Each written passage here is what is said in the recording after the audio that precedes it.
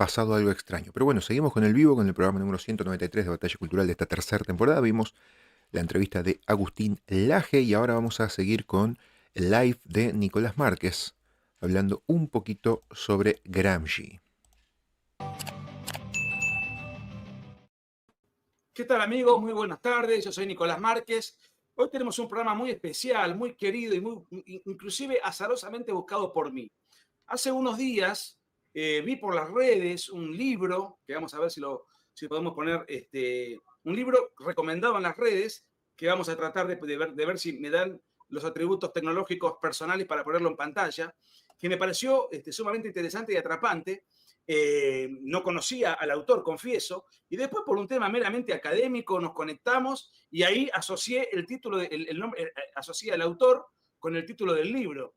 Cristian Moreno, licenciado en Ciencias Políticas, fue durante años presidente de Estudiantes por la Libertad en América Latina, actualmente también trabaja en la Fundación Faro, que dirige nuestro hermano y amigo Agustín Laje, y se abocó a escribir un libro sobre quien muchos consideran el padre de lo que hoy se conoce como la revolución cultural. Esto yo creo que Gramsci ha adquirido un gran protagonismo en los últimos años, tremendo protagonismo, y creo que, no digo que esté inflado, porque me parece que ha sido tremendo su legado negativamente, pero, digamos, también dentro de la revolución cultural están los franceses, Derrida, qué sé yo, el propio Sartre y Foucault, y sí, ni hablar de la Escuela de Frankfurt, que es un tema que ya hemos tratado, pero nunca tratamos a Gramsci, entre otras cosas, porque no teníamos un referente que ya haya abocado a estudiar a Gramsci, y realmente por ahí estudiamos, digamos, qué sé yo, otro tipo de emergentes, pero Gramsci es vital. Yo confieso, acá tengo una antología, prácticamente son las obras completas de Gramsci, los famosos cuadernos de la cárcel, entre muchas otras cosas. Y es dificilísimo, hay que tener conocimientos sociológicos, filosóficos e históricos para analizar el contexto de la Italia dentro de la cual Gramsci se manejó.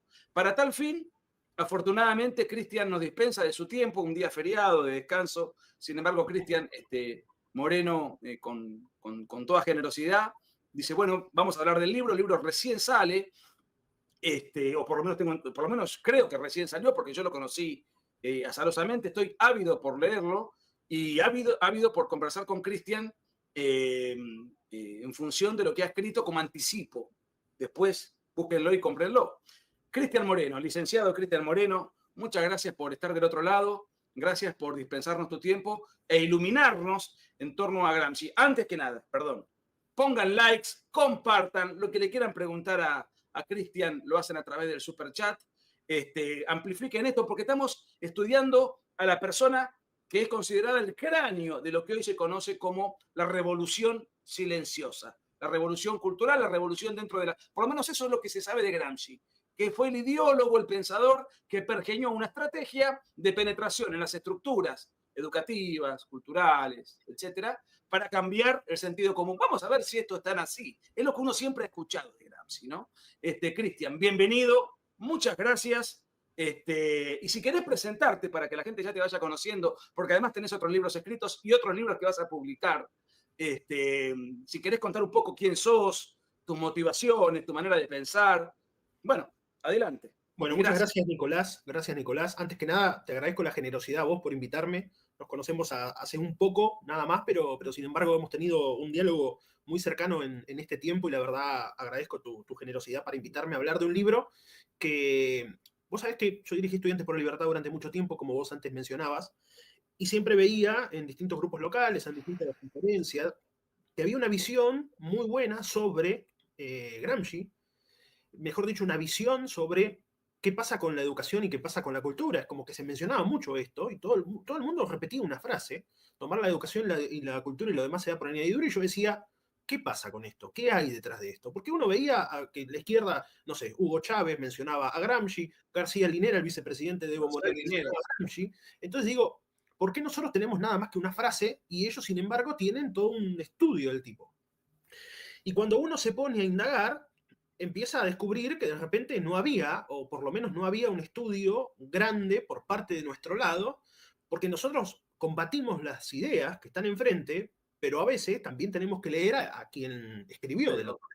Y sobre todo, si de repente a veces no tenemos el tiempo, bueno, por lo menos que haya alguien que lo haga de este lado.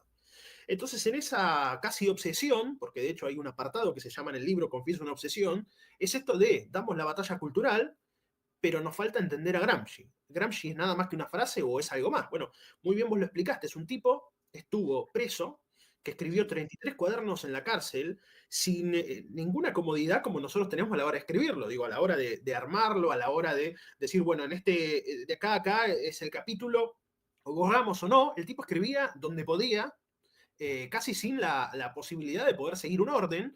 Entonces, en ese no orden que tenía, en ese escribir en cualquier lado, de repente termina concibiendo una estructura que es una estructura que... Perdóname un segundo. Él estuvo, creo, si alguna vez lo he leído, pero no, 8 años preso, creo, ¿no? Sí, 8 años. sí. Pero, ¿por qué no nos contás un minuto? ¿Quién fue a nivel biográfico? Un minuto, como para situar a Antonio Gramsci, el líder del comunismo italiano de primera mitad del siglo XX, pero y bueno, ¿quién fue? Y a partir de ahí, ¿qué hizo, no? ¿Qué hizo intelectualmente? Y ahí nos metemos en el libro. Pero para situar, porque mucha gente por ahí dice, bueno, ¿de quién hablan? ¿Qué, es decir, para bajar un poquito, arrancar con la biografía y después con el aspecto intelectual. Es muy importante esto que vos mencionás porque casi sin la estructura biográfica o cómo nace o cómo vive, no se dan sus ideas. ¿Y qué quiero decir con esto? El tipo es un tipo que nace con una discapacidad, casi está al borde de la muerte, hay médicos que lo dan, que mandan a comprar un ataúd.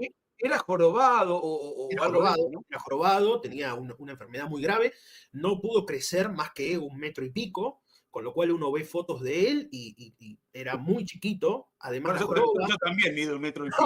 ¿A qué se llama 1,5 metros? No, pero nada que ver. El Pero, pico puede ser 1,90 m o 1,10 m.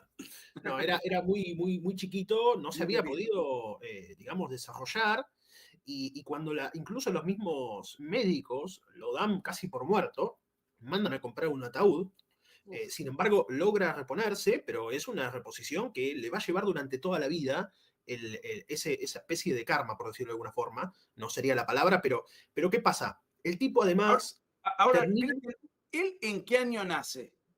Él nace en el 1800, pero ¿qué pasa con él? Fin del 1800, supongo. Fin del 1800. ¿Él qué pasa? Él tiene un grave problema. Él nace en 1891, es el fin, en enero del 81. Del 91. Sí, acá lo tengo. Mostralo, a ver. Acá lo mostramos.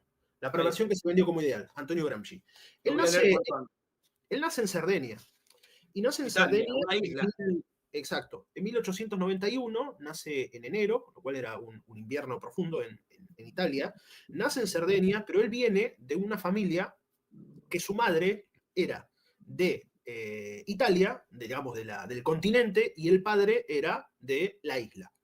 ¿Qué pasa? El abuelo ya viene de una historia en la que cuando se forma el Reino de Italia, deja de pertenecer al bando que pertenecía para empezar a apoyar al nuevo Reino de Italia. Él militaba, digamos, para las 2 Sicilias, pero tiene que cambiar su posición.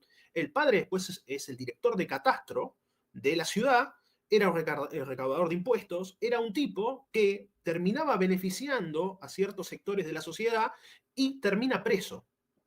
La primera prisión la tiene el padre, y esto es lo que le va a marcar a Gramsci. ¿Por qué? Porque va a ver su discapacidad con grandes burlas en la escuela. Pero además la burla de una madre que va a llorar todas las noches a la iglesia y que trata de ocultarle a los hijos que el padre estaba preso por recaudar impuestos y recaudarlos mal. Pero perdón, porque es muy interesante lo que acabas de contar. Y yo tengo entendido, eso después nos vas a contar algo. Gramsci siempre hablaba, entre otras cosas, de que había que destruir a la iglesia. Y su madre iba a la iglesia, o sea, él viene de una familia católica, tengo entendido que campesina, me dirás, o más o menos Sí. conservador, el arquetipo de una familia italiana conservadora del fin del siglo XIX, ¿no? Sí, de hecho, la madre era para lo que sería la aristocracia, digamos, de Italia, y el hecho de tener que hacerse cargo de un montón de hijos cuando el padre está preso, ¿Cuántos implica que hermanos tenía Antonio Gramsci? él tenía 5 hermanos, y es a partir de ahí que, bueno, la crianza se vuelve una cuestión difícil. Esto hace que el hermano mayor tenga que tomar trabajo también en el catastro de Italia, y esto implica que también Gramsci tiene que suspender sus estudios primarios para ir a estudiar.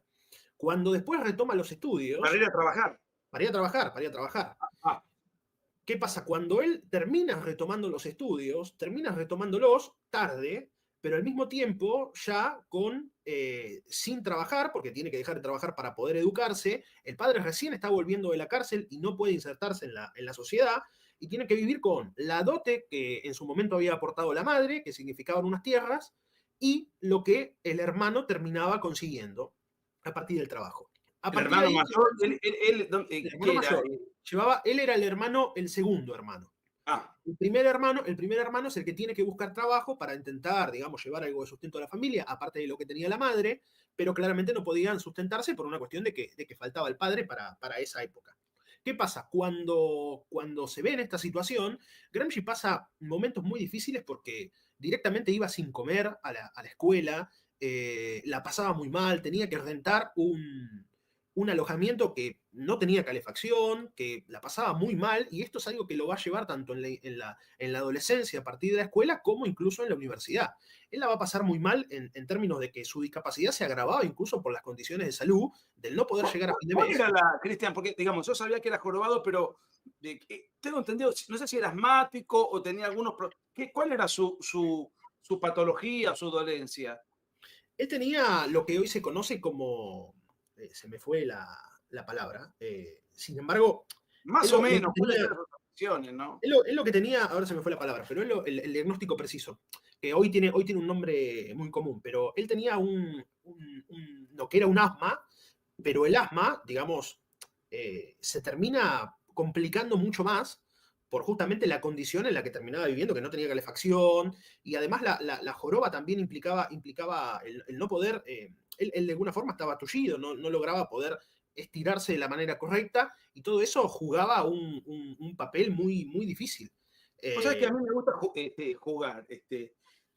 Ni vos ni yo somos psicólogos, pero cuando a mí me ha tocado estudiar al Che Guevara, por ejemplo, que lo conozco bastante bien, su asma, que era terrible, para mí influyó muchísimo en su ideología posterior. No sé si esta cuestión que vos comentás, y no sé si ha padecido alguna situación de bullying, como se le llama ahora, en el colegio, situaciones que lo hayan podido resentir, terminaron influyendo, contribuyendo a que terminara abrazando esas ideas, ¿no? No lo sé. Mira, Una especulación, ¿no? lo que tenía era la enfermedad de Pott, que era una tuberculosis. Ahí Ah, lo terminé de buscar porque era la palabra. Yo me acordaba que era el mal de Pott, pero no me acordaba que era tuberculosis, que hoy es ampliamente conocido, pero en ese momento tenía ese otro nombre. La estructura psicológica de Gramsci se da en relación a el resentimiento con el padre, un ¿por qué resentimiento tenía resentimiento con el padre? el resentimiento por haber estado preso y por llevar a la familia a una bancarrota, pero sobre todo él va a renegar del padre porque dice, él fue preso no solo por cobrar impuestos, que no debía cobrar, sino porque aparte beneficiaba a cierto segmento de la sociedad, al cual él llamaba la escoria de la sociedad. Es decir, el padre trataba de ponerse del lado de los que tenían un poco más. Uno vaya a saber por qué, quizás por una comodidad, quizás la cuestión es que dentro de la pequeña sociedad del momento, el tipo estaba bien acomodado. Entonces En esto ese le momento permitía, la Italia estaba estratificada en, creo yo, corregime, en una estructura monárquica con títulos nobiliarios, ¿no? O sea, sí, había sí, estamos, estamentos. estamos hablando del momento de la unificación. Después de la unificación empiezan a acrecentarse un poco más los problemas entre el norte y el sur. Esto también va a ser lo que va a hacer que Gramsci de alguna forma pase a tener un resentimiento mayor. Dentro de la estructura psicológica se da su enfermedad, el problema del padre, pero además también la cuestión del norte y el sur. Está tanto la cuestión del norte y el sur que de alguna forma casi hasta termina, y esto es importantísimo, Gramsci hay dos puntos importantes que se tocan con dos ideologías que él no tenía. Primero vamos con este y después vamos con la otra. La primera ideología con la que Gramsci de alguna forma empieza a tocar es con el liberalismo. ¿Por qué? Ajá. nunca se denomina liberal. Sin embargo, lo que dice es el exceso de Estado lo que hace que el norte termina teniendo predominio sobre el sur. Entonces, en esta cuestión antimonopólica, es que Perdón, Gramsci, ¿quién tenía exceso de Estado, el norte o el sur? no, el Estado unificado, pero el Sí. Estado unificado, según la visión, era que se veía más beneficiado el norte que el sur. Con lo cual, lo que dice es, el exceso de un monopolio, el exceso de un beneficio por parte del Estado hacia el norte, hace que el norte tenga predominio sobre el sur. Esa cuestión antimonopólica es lo que lo lleva a los primeros momentos de su vida. Vale recordar que Gramsci se desarrolla como escritor, tanto en lo que fueron los libros como en lo que fue los distintos periódicos en los que fue parte. Entonces, sus primeros escritos casi empiezan a rozar el liberalismo desde el punto de vista antimonopólico, desde el punto de vista del exceso del Estado. Sin embargo, eso se ve interrumpido cuando el hermano, que era el hermano era el Trosco porque se va a vivir a Turín, se lo lleva después a Turín, que es donde termina haciendo sus estudios en letras, Su y hermano era ahí, trotskista. su hermano era trotskista, claro, Pero, pero era Trotsky, parte, ¿de qué año hablamos? Porque él nace en 1890 y Trotsky en realidad aparece como un personaje a partir de la Revolución Rusa, que es sí, veintitantos años después. estamos hablando de esa época, estamos hablando en la época en la que empieza a darse los consejos de fábrica, donde empieza toda la cuestión del comunismo naciente. Entonces, es a partir de ahí donde él se ve influenciado por esas ideas. Y O a sea, es partir el hermano mayor el que le induce a consumir bibliografía de inspiración marxista. Exacto, exacto. Es a partir de ahí donde, en el medio de los consejos de fábrica, es decir, los sindicatos, la cuestión de Turín y su hermano, que era el que le llevaba todos los materiales de lectura, Gramsci termina convirtiéndose al comunismo. Ahora, Pero, te hago una pregunta entre paréntesis. Dijiste, bueno, Gramsci en un momento interrumpe sus estudios, va a trabajar, por lo que te escuché, interpreto, los retoma, sí, incluso va a la universidad. ¿Qué estudia en la universidad? estudia letras en Turín, ahí es donde hace unos primeros años, y ahí es donde también empieza Él, a en entrar. esa época ya era un activista, o Ya todavía no. era un activista muy joven, a partir del hermano, pero es a partir de la universidad y es a partir de los consejos de fábrica donde empieza a conocer a los que van a ser después sus compañeros de Estamos lucha. hablando de 1910, Exacto, o sea, la exacto. época pre-Mussolini. Sí, eso mismo. Ahí es donde se da el segundo toque con otra ideología. A ¿Por ver, qué? Porque Gramsci, participando en los consejos de fábrica, participando en la ideología socialista, empieza a escribir en un periódico que era el Popolo d'Italia. mm. Pero ¿qué pasa? El director de ese periódico era Benito Mussolini. Ahí es donde pasa a Claro, porque conocerse Mussolini estaba en el Partido Socialista Italiano. eso mismo. ¿Qué pasa? Eh, Mussolini era parte del mismo segmento que pertenecía a él. Cuando estalla la Primera Guerra Mundial, Mussolini tiene una posición y abiertamente Gramsci sale a defender a Mussolini. Esto lo va a marcar de por vida a Gramsci, porque todos sus compañeros le van a decir, pará, la visión que estás teniendo es una visión que está coincidiendo con un Mussolini que empezaba lentamente a crecer en la sociedad. Era el director de este periódico, un periódico que era muy leído, el más leído de Italia, pero por sobre Sí. todas las cosas es ahí donde empieza casi la primera visión hasta de Gramsci sobre qué significan los medios de comunicación. Porque esto es algo que lo va a impactar y es algo que le va a hacer que después tenga su visión sobre la introducción en la cultura. Y a partir de este acercamiento que tiene con Mussolini, después a Mussolini lo terminan expulsando, porque termina teniendo una posición muy beligerante. Entonces ahí es donde, Y arma el Partido Fascista. exacto, y arma el partido fascista. El partido fascista, bueno, se arma, termina haciendo lo que hace, y después, y acá es donde vienen las vueltas de la vida, Mussolini es el que manda a meter preso a Gramsci. ¿Por qué lo Después mandan a de, meter preso? ¿Por qué lo manda a meter preso? Bueno, en esa época estamos hablando ya de 1919, a partir de 1919 empiezan los intentos de atentado contra Mussolini. Tiene muchos atentados, no termina cayendo en ninguno, pero empieza a estar cada vez más visto la cuestión de que venía por parte de los partidos comunistas. Lo primero que hace Mussolini es ilegalizar a todas las asociaciones que habían, incluso la masonería, por ejemplo. Entonces ya no existía, digamos, la posibilidad de asociación. En un momento se da una elección, Gramsci es elegido diputado, Y cuando es elegido diputado, bueno, la mayoría dirá, bueno, tiene fueros parlamentarios. Sin embargo, los fueros parlamentarios no le sirven porque a partir del último atentado que sufre Mussolini, sin embargo, lo mandan a meter preso junto a otros miembros del Partido Socialista en ese momento. Cuando Gramsci es elegido diputado por el Partido Socialista Italiano, todavía no existía el Partido Comunista oficial. No, el partido era el Partido Socialista y ellos forman el Partido Comunista de Italia. ¿Dependía de Moscú?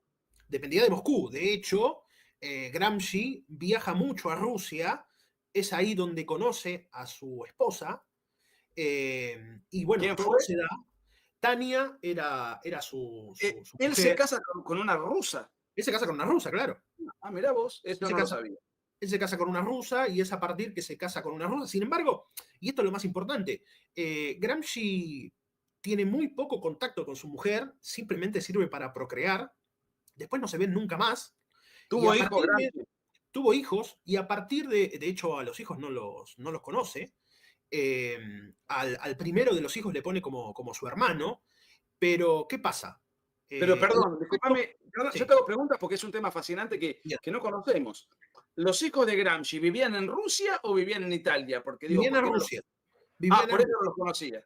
Vivían en Rusia, después ellos intentan de alguna forma acercarse, sin embargo, bueno, es un momento muy convulsionado porque ya implicaba el que Gramsci en ese momento no podía salir, no porque estuviera preso en ese momento, todavía no estaba preso, sin embargo no podía salir porque tenía bastantes problemas para después volver a ingresar. Sin embargo, él tiene bastantes, digamos, cercanías con Lenin, él se entrevista muchas veces con Lenin, dependía directamente el Partido Comunista de Italia, que es el que fundan, porque ellos terminan fundándolo y terminan, digamos, renunciando al Partido Socialista.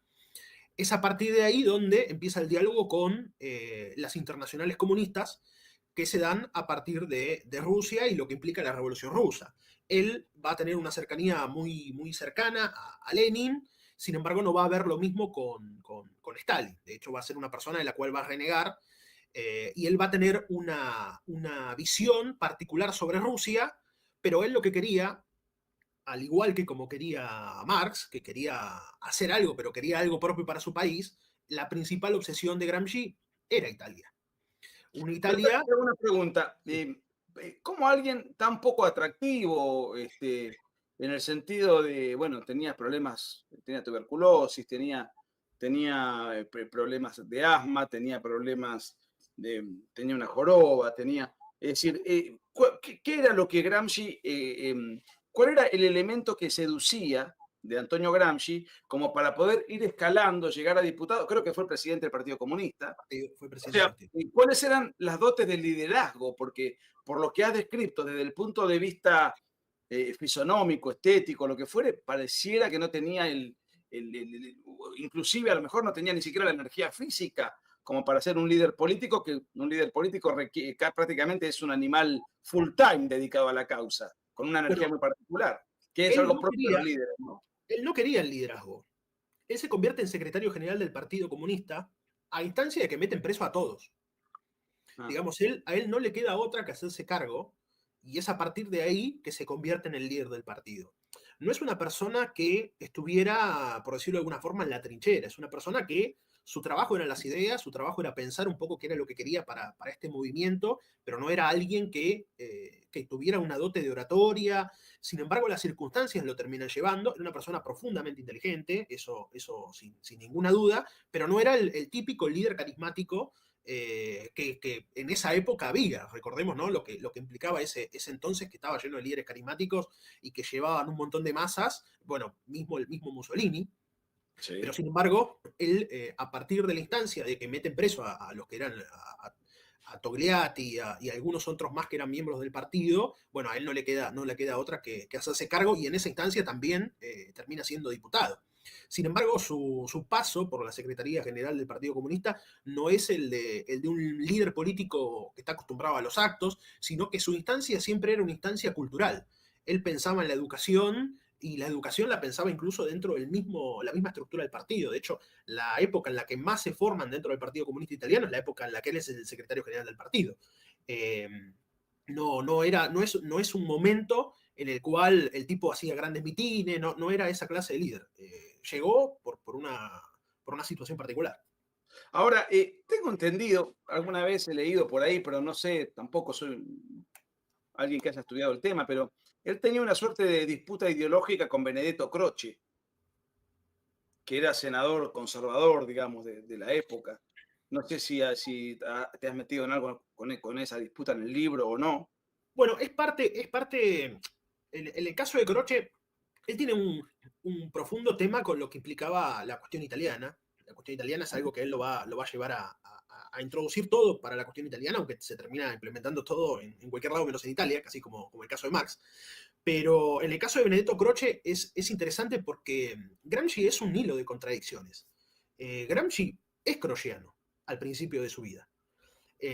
Al igual que toca un montón de temas y después termina como esquivándolos y poniéndose en contra de todos ellos. Y en el caso de Croce era más que nada por una cuestión de que él sentía que en el caso italiano no se había configurado, hay algo que Gramsci llama la revolución pasiva, y la revolución pasiva es un concepto a partir del cual el régimen actual, cuando está a punto de caer, incorpora elementos del elemento que puede estar por crecer, del posible nuevo régimen, entonces adormece de esa forma la posibilidad de un cambio. Lo que dice Gramsci es, bueno, Mussolini o la previa instancia liberal, cuando se da, digamos, la unificación de Italia, lo que dice es, bueno, acá hubo una alianza de sectores que hicieron que la sociedad, la sociedad media, que digamos el campesinado y un montón de otros elementos, incluso con la iglesia, se acomodaran y no hubo un cambio que vaya para el lado, digamos, revolucionario. Entonces lo que va a decir Gramsci es, bueno, acá se da una revolución pasiva. Se da un cambio, pero el cambio no es lo suficiente y termina teniendo elementos del viejo Estado. Eso es un poco por ahí por donde va. Y él termina renegando de esa forma. A ver, Ahora bien, si tuviésemos que sintetizar, ¿no? Porque, digamos, yo, para hacer una suerte de cuadro esquemático, a ver si estoy en lo correcto, si te interpreto bien. Tenemos a Marx, que creía en el determinismo histórico, la revolución se va a dar por añadidura en función de una serie de cálculos matemático-económicos que él hacía y, bueno, había que sentarse a esperar y la revolución se iba a dar.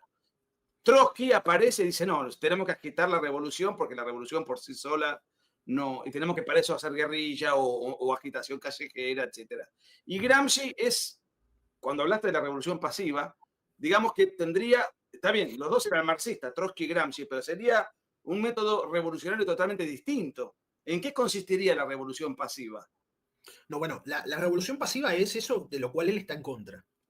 Ahora, Está después en contra. Yo en contra. interpretaba que era esa revolución silenciosa de ir No, penetrando la estructura del poder. la revolución pasiva es lo que él denuncia de un nuevo Estado que se va a formar y no se La termina. revolución pasiva era la de Mussolini.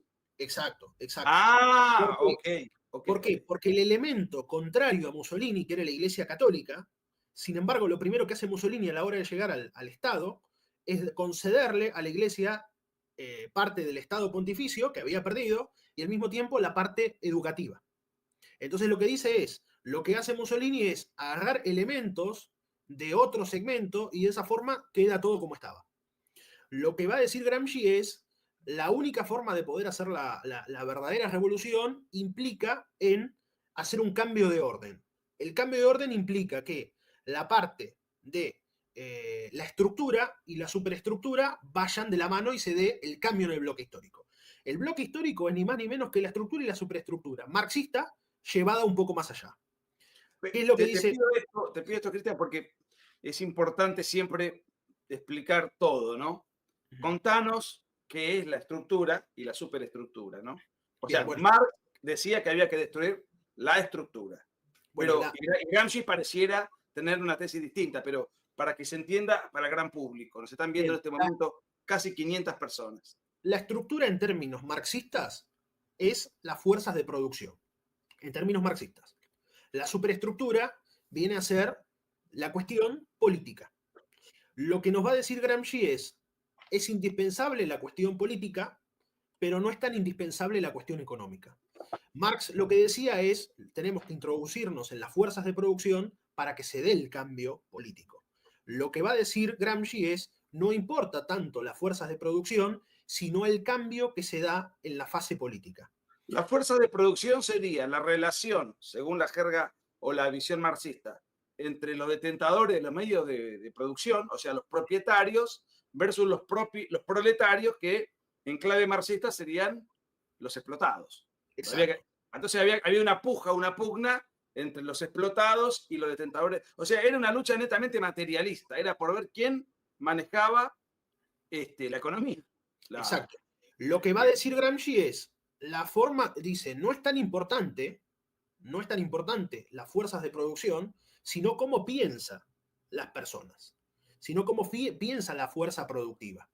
Porque la única forma de que cambie todo es que inevitablemente cambiemos el bloque histórico. Y ahora voy a explicar qué es el bloque histórico. El bloque histórico es esa estructura y esa superestructura.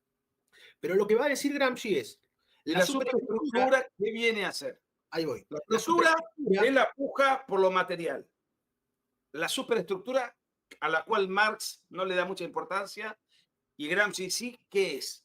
bueno, la superestructura es donde se da la coerción sin dominación. ¿Qué quiere decir con esto? Es todos esos elementos que influyen en el pensamiento de las personas. Es los medios de comunicación, es la cultura, es la educación, es lo político, es todo el ámbito El social, arte, exacto, es la sociedad civil y es la sociedad política. la Eso es la religión también. la religión también. O Entonces sea, lo que dice, digamos, sería todo aquello que no se puede tocar. exacto. Entonces, la superestructura es la sociedad política más la sociedad civil. La idiosincrasia de los italianos. Eso mismo. Entonces, la sociedad política inevitablemente está relacionada con la sociedad civil, pero lo que dice es, la sociedad política en este momento tampoco me importa. Lo que me importa es la sociedad civil, porque la sociedad civil es, y acá es lo importante, ni Marx, ni Engels, ni Lenin desarrollan un concepto de sociedad civil tan importante y tan espectacular como lo define Gramsci.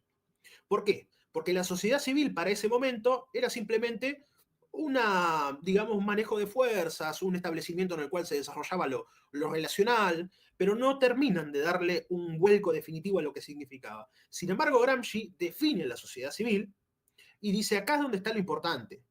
¿Por qué? ¿Y por qué no lo habían podido desarrollar los demás? Porque él diferencia la sociedad civil, que es donde existía, de donde no existía.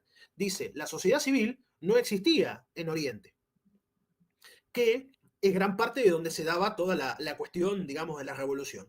Sin embargo, la sociedad civil sí existe en Occidente.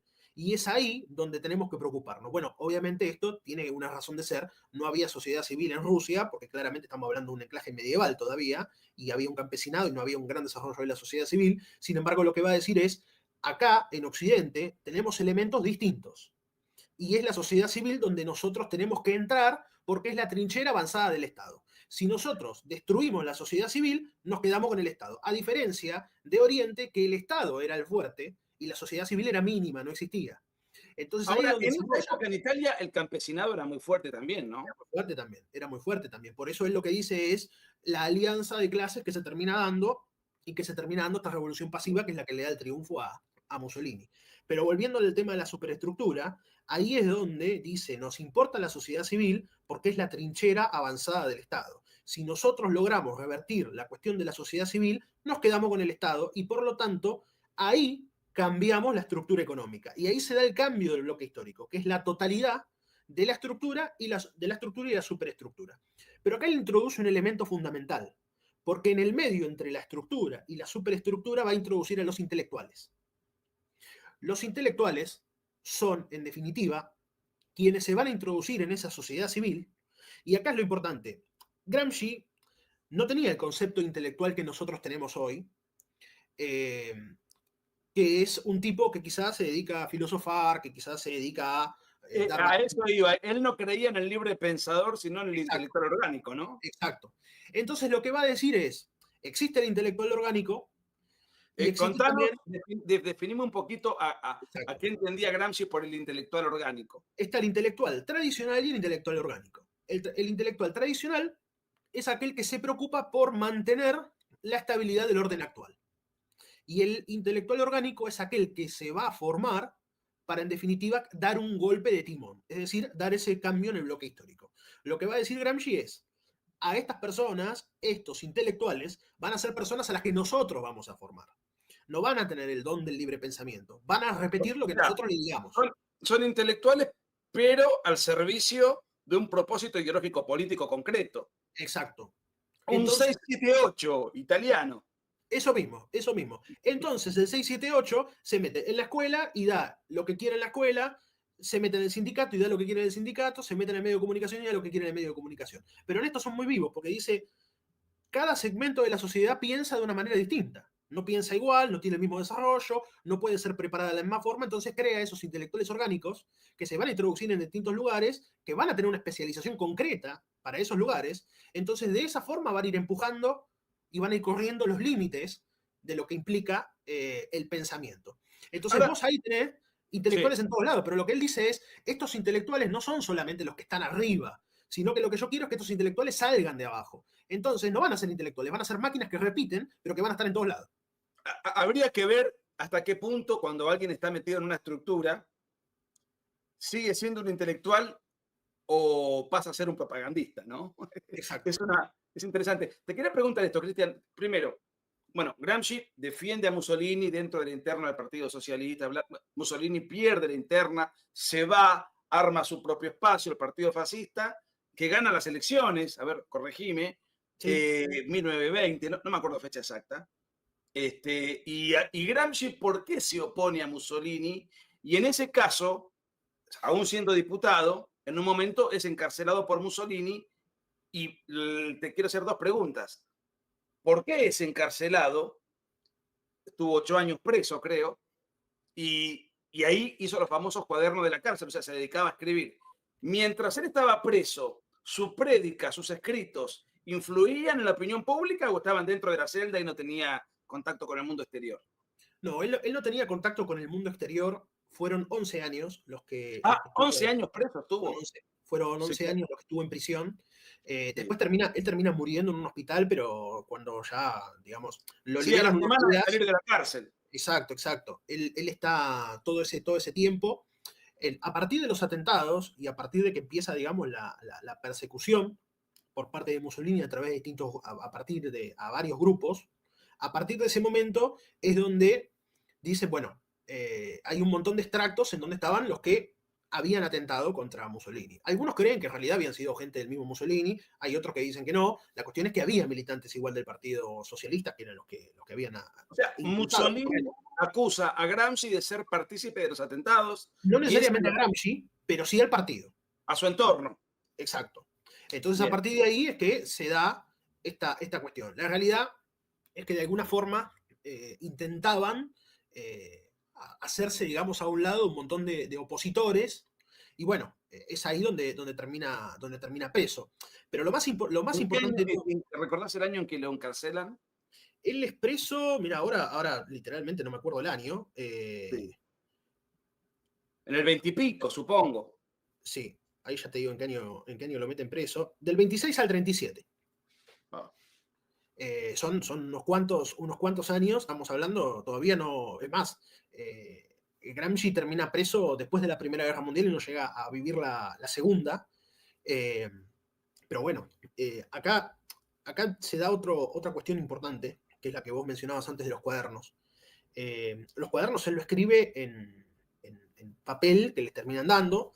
De alguna forma se termina dando como una cuestión de interpretación a Gramsci, porque claramente no podía escribir en una cárcel. Entonces hay un montón de cuestiones a las cuales él se refiere con otro nombre, con abreviaturas.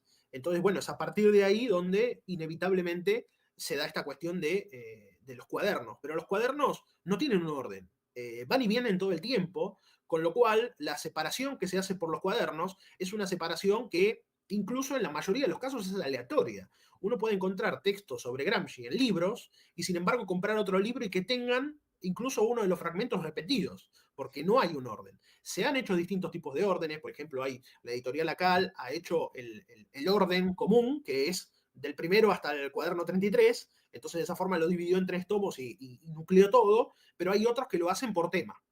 Entonces, por ejemplo, vos tenés Los intelectuales y la organización de la cultura, que es uno, en donde, bueno, inevitablemente solamente habla de los intelectuales y eso. Después tenés otro caso que es en el Príncipe Moderno, que habla cuestiones de Maquiavelo y la cuestión de Italia. Después tenés, no sé, hay la filosofía marxista y Benedetto Croce. Es decir, tenés el materialismo histórico y la filosofía de Benedetto Croce. Es decir, tenés distintos tipos de digamos, aglomeración de lo que fueron todos esos fragmentos.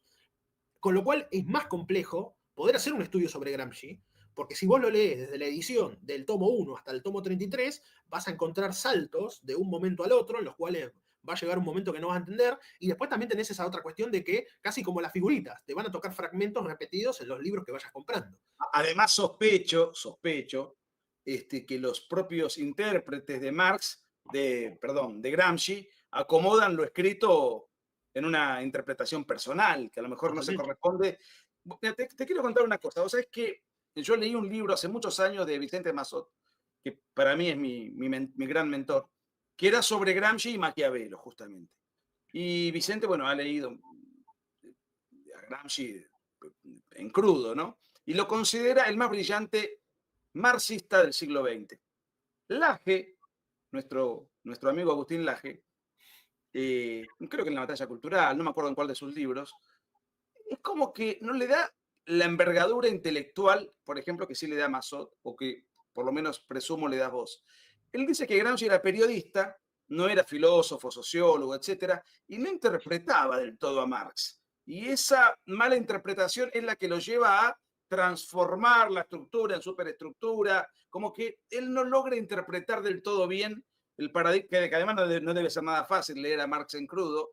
Me gustaría saber tu opinión. ¿Gramsci era un tipo realmente brillante que elabora una nueva estrategia revolucionaria o la elabora a partir de una confusión porque él no logra desglosar o internalizar el pensamiento marxista de una manera prístina, digamos?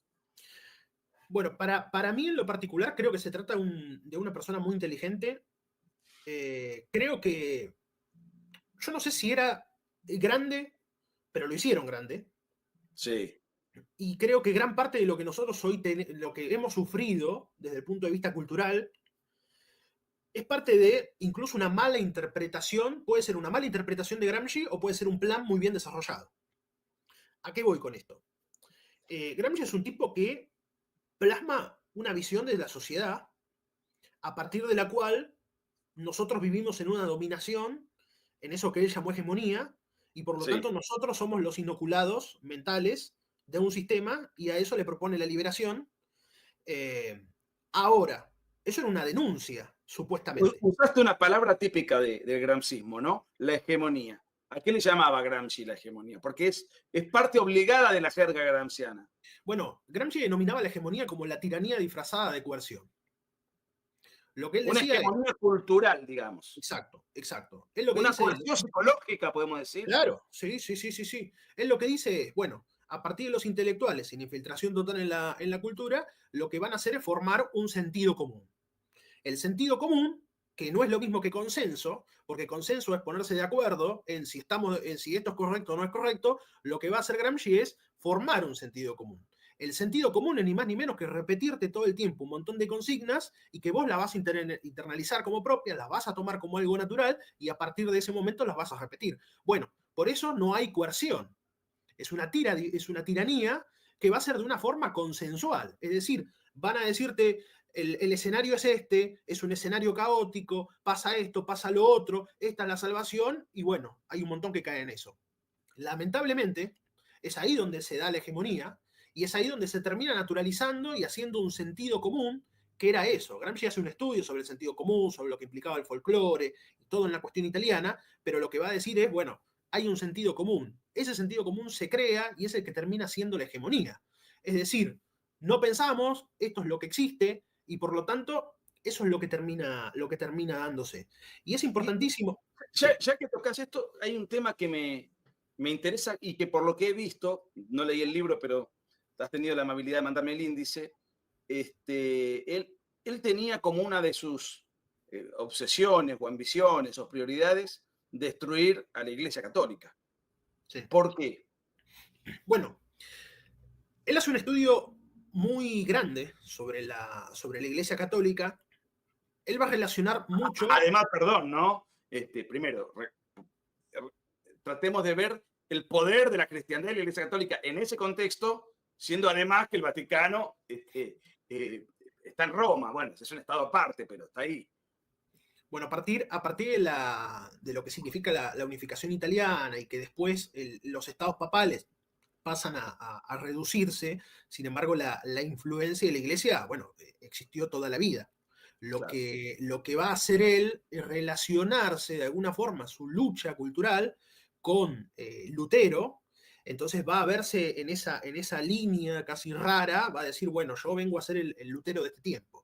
Cuando él habla de esta revolución pasiva, que es que la Iglesia termina conciliando con Mussolini y termina teniendo a cargo la educación, lo que va a decir es, acá hay un elemento de poder que la Iglesia nunca pierde, que es el poder ser el que forma a la gente de este tiempo.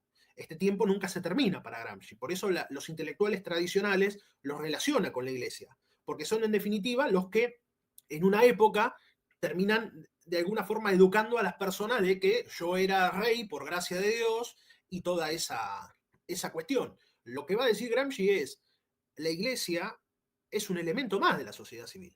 Y así como nos tenemos que meter en la educación, y así como nos tenemos que meter en los medios de comunicación, también nos tenemos que meter dentro de la Iglesia. Porque en definitiva, la visión de la Iglesia es la que termina de alguna forma, recordemos, ¿no? La visión de que la Iglesia era el opio de los pueblos y todo eso, en definitiva es meterse dentro de una de las estructuras que más funcionaron en la historia, porque la Iglesia tiene 2000 años a esta altura. No, y además que es parte de la idiosincrasia de nuestra civilización. Exacto. Entonces lo que dice es, bueno, la Iglesia es un elemento constitutivo porque es a partir de ahí donde podemos introducir los elementos políticos. Claro. No importa ya el Evangelio, no importa ya la visión. Pero él pretendía infiltrarse en la Iglesia o destruirla desde afuera. No, él lo que quería era infiltrarse. Como quería infiltrarse en todos los elementos. Podemos decir que involuntariamente fue el padre de la teología de la liberación. Bueno, hay un anexo que yo le dedico en el libro, que se llama Contrahegemonía desde la Iglesia, en donde hago una linealidad entre justamente Gramsci y los teólogos de la liberación. Y cómo de alguna forma, casi sin haber una relación directa, termina de alguna forma siendo el gramscismo de los 70, la teoría de la liberación. Y bueno. No, lo que te quería preguntar es esto, porque es muy interesante. Gramsci muere en el 37, o sea, sale de la cárcel, pero muere a los 7, 8 días. ¿No? Yo sé que muere enseguida. Sí. Pasó mucha agua bajo el puente, pasa la Segunda Guerra Mundial, viene la Guerra Fría. Él era un marginal, un pobre diablo, en un encarcelado bajo el musolinismo, que en el 45 ya muere el musolinismo, aparece el Plan Marshall en Europa, bueno, pasan muchos años. Y tengo entendido, ahora me vas a corregir si estoy equivocado, que Gramsci fue un personaje totalmente ignorado por la historia hasta que en algún momento lo toman, no sé quién lo descubre o lo redescubre, y sus obras inclusive empiezan a traducirse a varios idiomas. Es más, tengo entendido que al castellano fue traducido, no sé si en la década del 70, o sea, pasó mucho tiempo hasta que el pensamiento de Gramsci renace como una expresión, digamos, ideológica tan potente, porque había tenido una época donde desapareció del debate político. ¿Es correcto esto? Tenemos por lo menos 50 años sin Gramsci. Así como Marx no fue testigo de la derrota histórica, Gramsci no pudo ni por asomo ser testigo de casi una victoria que logró sin haber pensado jamás que iba a influir y sin haber pensado jamás que alguien lo iba a leer. Digo, cuando él escribió, pensaba que lo podían leer sus propios compañeros del partido, influir de alguna forma, pero de alguna forma pasan como 50 o 60 años y se da esta cuestión de caída del muro de Berlín, caída de la Unión Soviética, ya las fórmulas marxistas no van más, ya el lugar en donde apuntaba Marx no se logra, la revolución triunfó en otro lado, no triunfó donde quería, es decir, el marxismo está totalmente muerto desde lo conceptual, muerto desde lo teórico, muerto desde las fórmulas del poder lograr esto, y sin embargo cae el muro de Berlín, cae la Unión Soviética, y en esta visión nueva de qué hacemos, en esta derrota que se tiene, en este fin de la historia, como lo definió Fukuyama, bueno, de alguna forma en este retroceso que tiene la centro derecha, es ahí donde la izquierda reflota a Gramsci y dice, bueno, inevitablemente las fórmulas no rindieron, el marxismo este no va, bueno, probemos por este otro lado. Y lamentablemente lo lograron, porque llegó un tipo como Chávez, García Linera es un profundo estudioso de Gramsci siendo vicepresidente de Evo Morales, y así de repente se empieza a diseminar por todos lados y llegamos a un montón de instituciones que de manera silenciosa, porque esto era lo importante, Gramsci tiene lo que es la guerra de trincheras y la batalla de posiciones. A Gramsci no le importaba el cortoplacismo, pensaba en el largo plazo. Y de alguna forma, sin creer que esto podía funcionar de alguna forma, hay algunos que lo toman, lo trabajan, y bueno, hoy llegamos a un montón de instituciones que están totalmente cooptadas y que uno a la luz de la visión gramsciana dice, bueno, esta denuncia de lo que él creía que era esto, o sirvió porque él quería hacer esto, o por lo menos sirvió como un manual de instrucciones para lo que terminaron haciendo. Ahora, mencionaste a dos personajes contemporáneos. Bueno, uno se murió dos veces, y esto te lo quiero preguntar. Uno es Hugo Chávez, es un personaje que estudié bastante y me parece intelectualmente muy primitivo, un tipo, un politiquero, un líder, un caudillo latinoamericano con una formación superficial. Distinto es el otro personaje que mencionaste, García Linera, donde uno lo escucha hablar y advierte enseguida que está influido por Gramsci, que, para los que no lo saben, fue siempre el vicepresidente de Evo Morales. Evo Morales era la cara indígena, qué sé yo, pero el que ponía el cerebro era García Linera, que además tiene muchos libros escritos. ¿Por qué mencionaste tanto a Chávez? Porque no me lo imagino, a lo mejor vos tenés otra información que yo no tengo, pero no me lo imagino a Chávez leyendo a Gramsci. Bueno, si bien yo tampoco me lo imagino leyendo, sí ha sido, sí por lo menos lo ha mencionado, o por lo menos se lo han resumido, Claro. y le han dicho, esto es lo que dice Gramsci. Por ejemplo, el Foro de San Pablo y esos cónclaves de donde él viene, o ahora el Grupo Puebla, ahí Gramsci, hay muchos intelectuales en esos grupos, ahí Gramsci es un personaje protagónico.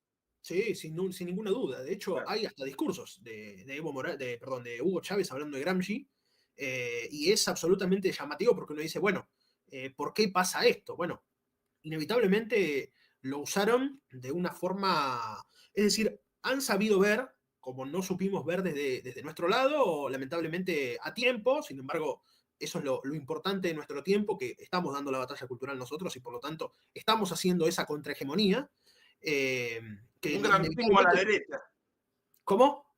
Un gramscismo de derecha. Y no está mal, porque en realidad está todo hilado, hay que deshilar todo. Y de alguna forma, así como lo usaron a Gramsci como un manual de instrucciones para llegar, nosotros también lo podemos usar como un manual de instrucciones para ir sacando todo lo que está de más. Porque es increíble, pero en el pensamiento gramsciano está todo lo que pasó.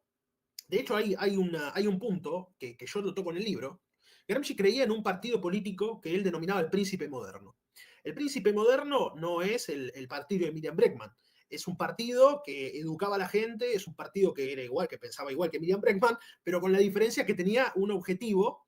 Ahora, si uno se pone a ver en lo concreto, ningún partido comunista logró ganar. Ahora, yo me permito reflexionar si el partido político ese, el que Gramsci lo denominaba como un segmento en el que unía fuerzas y trataba de generar un nuevo sentido común, de repente no es la ONU, de repente no es el globalismo. Porque a veces nosotros no nos damos cuenta y quizás pensamos en que Gramsci estaba en las cuestiones chiquititas o estaban en las cuestiones milimétricas, y sin embargo, cuando uno se pone a leer concretamente el príncipe moderno al que se refería Gramsci, tranquilamente puede ser el globalismo. Porque el globalismo te termina imponiendo un montón de reglas, te termina educando, te termina dando un montón de cuestiones, te termina unificando y termina siendo todo lo que quería Gramsci. Entonces, guarda que en realidad ese partido político que nada más iba a influenciar en elementos chiquititos, de repente se transformó en un ente supranacional que nos rige la vida. Ahora, te estoy quitando más tiempo del que yo pensaba, pero la verdad que es un placer hablar contigo. ¿Te quedas hasta las 8? ¿Nos quedamos 20 minutos más? Dale, lo que voy a hacer, voy a apagar 2 minutos la cámara para agarrarle el cargador del celular, de la computadora. Bueno. Voy a tirar una pregunta, la dejo abierta, porque me parece muy atractivo. Lo siguiente. La visión marxista del mundo es internacionalista. Y yo siempre tuve la impresión de que Gramsci abocó su esfuerzo intelectual para el análisis de Italia. Me gustaría saber si esto es así y si en todo caso los gramscianos del mundo buscan traspolar la visión que tenía Gramsci de la Italia que vivió. No sé si me has escuchado. Sí, sí, sí, sí, estoy acá.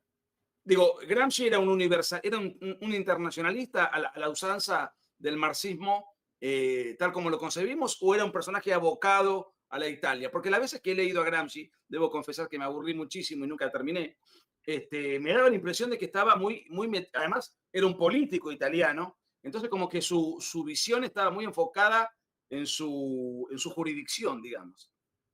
Bueno, él hace un estudio profundo sobre la cuestión italiana. Gran parte de los elementos tienen que ver con la cuestión italiana. Sin embargo, él simplemente hace el desarrollo de la importancia de la sociedad civil en los términos de Occidente y simplemente se refiere de esa forma. No piensa en términos concretos, en términos internacionalistas. Sí ve en el taylorismo algo que le sirve para sus fines, porque dice que el taylorismo de alguna forma lo que lograba era una cercanía con las personas e intentaba influenciar, digamos, en introducir valores. Entonces dice, guarda que el taylorismo nos puede servir para esto que queremos hacer nosotros. No hace un desarrollo tan profundo, pero sin embargo hace esta cuestión. Pero era algo que le llamaba la atención profundamente en la cuestión italiana porque él hace un desarrollo muy profundo incluso de los Medici, de la cuestión del Vaticano, lo que llama la cuestión romana. Es decir, él hace un gran estudio sobre la cuestión italiana porque quería un cambio para sí. Inevitablemente conecta puntos, pero no dejan de ser elementos que constituyen a lo que él quería para Italia. Ahora, Cristian, si tuviese que mencionar, por ejemplo, en Argentina, a los herederos intelectuales de Gramsci más conocidos, destacados, influyentes, a los mejores, son personajes cognoscibles, visibles, que van a la televisión, que tienen alguna, o en realidad es muy de nicho los herederos del legado gramsciano.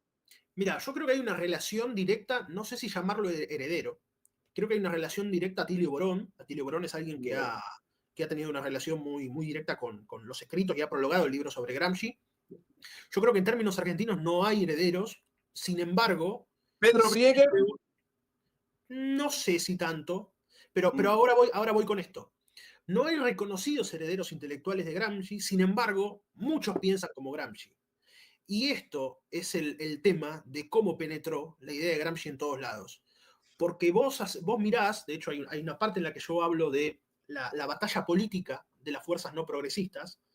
Si vos agarrás partidos del centro, hasta de la centro derecha, hasta la izquierda, hay un montón de elementos que son casi similares, en donde vos lo escuchás hablar y parece que hablan de lo mismo. Entonces, si bien no tiene herederos intelectuales, tiene un gran porcentaje de repetidores y de personas que han caído en ese sentido común. Y es increíble cómo vos ves que después cuando levantan la mano en el Congreso piensan igual. Entonces vos decís, bueno, entonces, ¿cuál era la diferencia? Por eso yo ahí hago una relación muy importante en términos de, porque Gramsci no hablaba de batalla cultural, pero hacía una diferenciación entre lo que podemos interpretar como batalla cultural y batalla política. Entonces, nosotros en Argentina hicimos una gran batalla cultural, se dio una gran batalla cultural. Ahora está la batalla política, que es la de tratar de llevar los cambios a partir de lo electoral, porque inevitablemente vos lo lográs con la composición de un Congreso.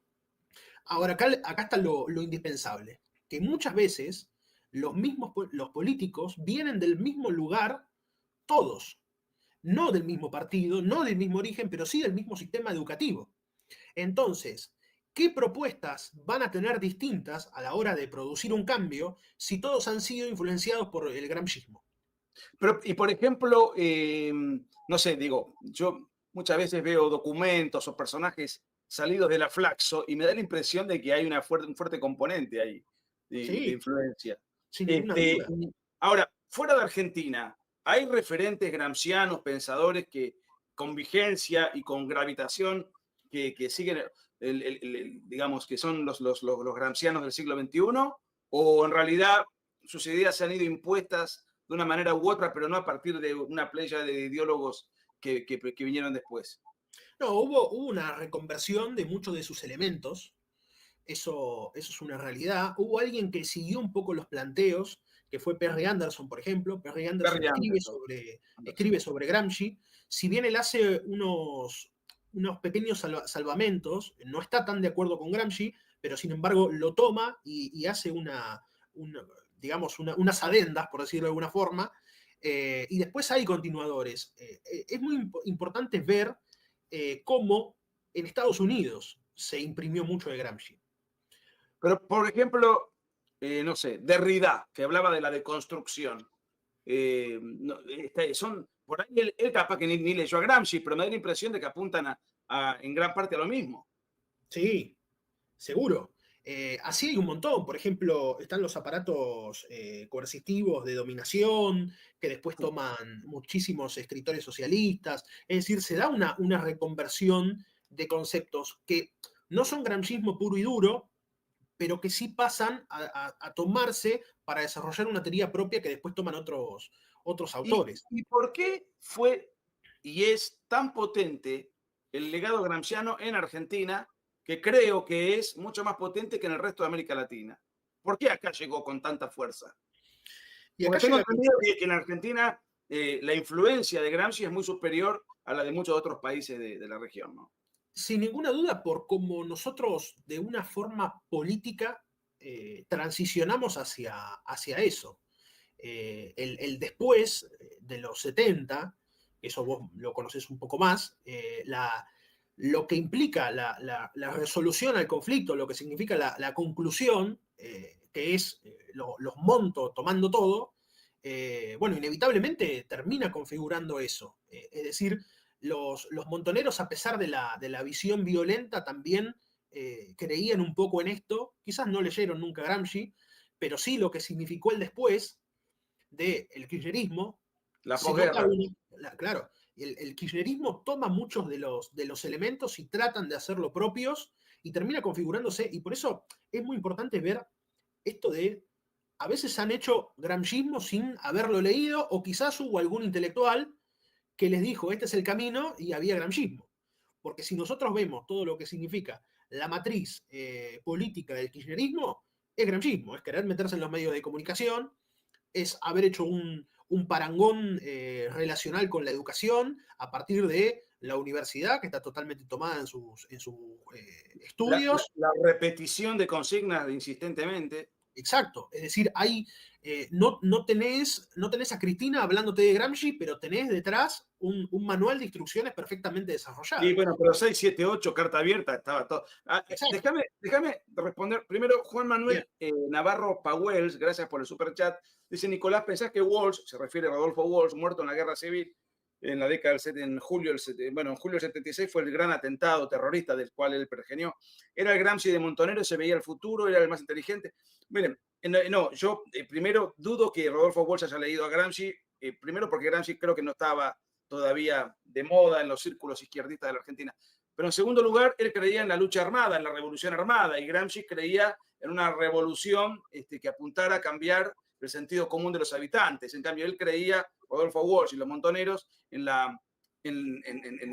tomar el poder por la fuerza y el peso específico. Ahora, además, hay otra cuestión. Los montoneros, y él también, tenían posiciones muy conservadoras respecto a la familia, la monogamia, la fidelidad, en contra de los homosexuales. Es decir, tenían una visión revolucionaria, pero en cuanto a los valores sustanciales de la comunidad política, ellos pretendían tomar el poder para cambiar la estructura económica, no la estructura cultural. Y otra pregunta que me hace alguien que no quería dejar pasar, que dice: ¿qué pensás sobre, Daniel Pardías, muchas gracias, sobre la interna de algunos de derecha sobre el tema de Israel, que creo que hay que evitar para separar por estas cuestiones, si nos unen muchas otras cosas? Bueno, miren, yo entiendo las posturas, las conozco las dos. Me parece que son, más allá de las opiniones, tenemos tantas cosas por hacer en Argentina que me parece que es legítimo que uno pueda manifestar su posicionamiento, pero de ahí a romper, a dividir, a generar un distanciamiento en función de lo que pasa en Medio Oriente, me parece que no estamos viendo lo importante. El gobierno sacó 10 millones de personas de la pobreza, los logros económicos son brutales, un montón de cuestiones. Después la historia del Estado de Israel y todo lo que viene después. Ahora, hay un tema que más allá de lo incluso jurídico, porque hay discusiones jurídicas, porque el Estado de Israel fue creado por una resolución de la ONU. Ahí entonces algunos plantean una ilegitimidad. Más allá de eso, yo lo que digo es esto. Yo soy católico. Si yo voy a un país de Medio Oriente y probablemente me encarcelen o me maten. No tengo ninguna capacidad ni perspectiva de llevar adelante mi proyecto de vida. Si yo voy a Israel, aún no coincidiendo con muchas cosas o con la religión, yo ahí sí puedo ir a mi iglesia, puedo llevar mi proyecto de vida, puedo tener... entonces, ¿quién se iría a vivir a Irán o preferiría vivir en Israel si tuviese que forzosamente emigrar a Medio Oriente? Dejo esto planteado. Esto es una pregunta muy tonta, pero me gustan las cosas concretas, ¿no? Los que alaban la revolución cubana después se van a Miami, no se van a vivir a Cuba. Digo, después podemos discutir las cuestiones históricas. Discúlpame, Cristian, que te haya No, distraído por favor, pero por bueno, favor. te quería contestar esto porque son amigos que colaboran y hacen preguntas concretas y no quiero rehuir. Y de todas maneras, es importante algún día hacer un programa sobre el conflicto en Medio Oriente. Cristian, nos quedan 5 minutos. Contanos por qué hay que leer tu libro y contanos qué te quedó por decir si es que hay algo que te hubiese gustado redondear. No, bueno, el libro es interesante porque de alguna forma es o leerse 30 libros o tener una visión de alguien que le dedicó un estudio muy importante, son 5 años de estudio, no es poco tiempo, y además... 5 años te llevó a hacer el 5 libro. 5 años, sí. A pesar de que sea un libro que tiene 140, 150 páginas, es de una profundidad muy, muy importante y de un resumen llevado a palabras muy concretas que a mí, eso fue lo que me hizo demorar. Porque yo decía, no quiero un libro que no sea entendido, quiero que sea un libro que esté profundamente desarrollado el concepto, cada uno de los conceptos y la visión de lo que fue la filosofía de la praxis que crea Gramsci. ¿El libro cuándo lo publicaste? Porque sé que con Hojas del Sur vas a hacer una edición masiva que va a llegar a todo el país. Pero... El libro salió en mayo, el libro Ah, salió los primeros días de mayo, sí. y bueno, está desde ese momento. Y pronto se vienen cosas con Hojas del Sur. Excelente. ¿Y qué te queda por acomodar, por comentar? Si es que dentro de toda la hora y media que nos generosamente nos dispensaste, no tocamos, no abordamos y que considerás que era necesario hacer algún comentario. No, simplemente que es un libro que está dedicado a poder hacer un estudio sobre esto y sobre todo tomar dimensión de aquello que nosotros no entendemos por qué está dado así.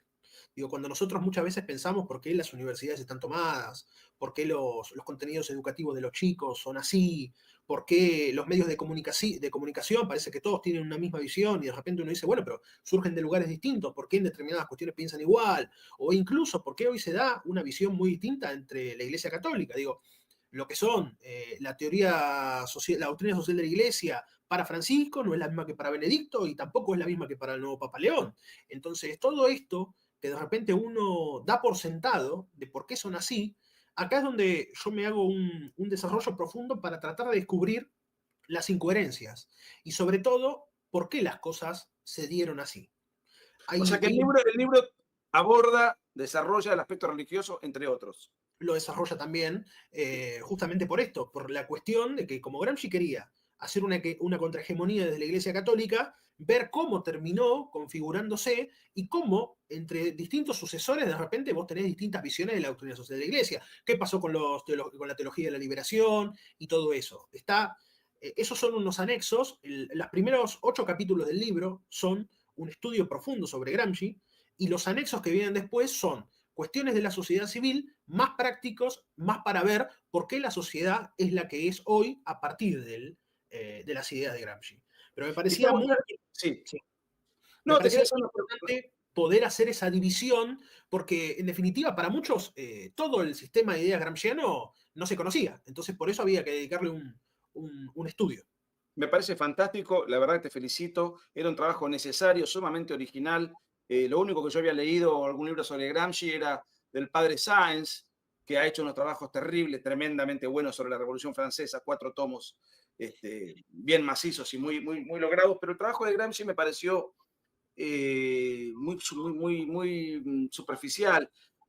Quizás lo hizo él ya siendo muy mayor o quiso dar apenas un pantallazo, pero creo que tu libro es un gran bien, es necesario, es muy original y te felicito, te lo agradezco, porque también esto forma parte de la batalla cultural. Lo que te quería preguntar, el libro, desde el punto de vista de la narración.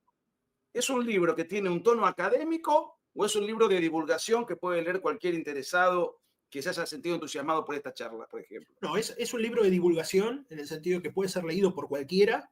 Es Sí. académico desde el punto de vista de que había que introducirse dentro de la cuestión académica, pero sin embargo es perfectamente leíble por cualquiera. De hecho, hay puntos en los que, por ejemplo, antes de poder hacer determinadas definiciones, primero parto de las definiciones tomadas como tal, como por ejemplo la que habíamos hablado antes de superestructura y estructura. Primero parto de la visión marxista, después paso a la visión de Gramsci. Lo mismo, por ejemplo, con el concepto de hegemonía, que primero es desarrollado por Lenin y después es desarrollado por Gramsci. Es decir, está muy desmenuzado para poder hacer un buen adentramiento dentro de la filosofía de la praxis. No quería, bajo ningún punto de vista, que nadie se quede afuera, porque yo creo profundamente en que la posibilidad de poder aportar esto a más personas es lo que en definitiva nos va a ayudar a poder entender cómo dar esa batalla cultural. Y en definitiva, Cristian, sí. poder Sí, meterse en todos lados. Cristian, querido, te mando un gran abrazo. Ojalá que tengamos otras charlas en diferentes momentos. Mucha suerte con el libro, mucha suerte con las reediciones que vengan y con tus próximos proyectos. Quedamos al habla. Gracias a todos los que colaboraron, a los que estuvieron todo el tiempo acompañándonos, que fueron muchos cientos. El video ya queda colgado. Compártanlo porque me parece que era imprescindible un video como el que hoy hemos compartido con Cristian Moreno. Gracias, Cristian. Gracias a vos, a tu generosidad y estar siempre a disposición. Muchas gracias. Fuerte abrazo. Abrazo. Bueno, hasta acá entonces con este live de Nicolás Márquez hablando un poquito ahí de Gramsci.